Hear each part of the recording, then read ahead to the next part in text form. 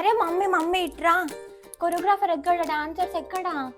వస్తారు మమ్మీ, హడాడి ఎందుకు? అంటే మన సాంగ్ కదా మమ్మీ, వచ్చేస్తారు మన ఛానల్ అది కూడా ఫస్ట్ సాంగ్ కదా. వచ్చేస్తారు మమ్మీ, రైడ్ అవుతున్నారు వాళ్ళు. ఓకే రెడీ అవుతున్నారా? ఏంటి ఇంకా అసలు ఏం స్టార్ట్ అవ్వలేదు, ఎట్లా? సౌందర్య ఏమైందా, ఎందుకంత టెన్షన్ పడుతున్నావు?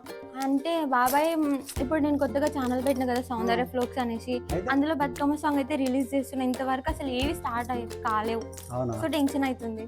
టెన్షన్ కాదు, కూల్గా చేద్దాం, మీరు టెన్షన్ పడకండి, మంచిగా చేసుకోండి. హలో అందరికి, నేను ఎంత టెన్షన్ పడుతున్నా దానికి రీజన్ అయితే మీకు తెలిసిండొచ్చు.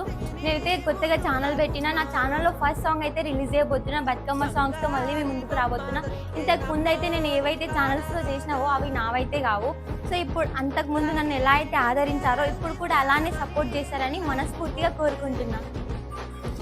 సో నా ఛానల్ పేరు అయితే సౌందర్య ఫోక్స్ అన్నమాట. అందరు కూడా like, share and comment, subscribe.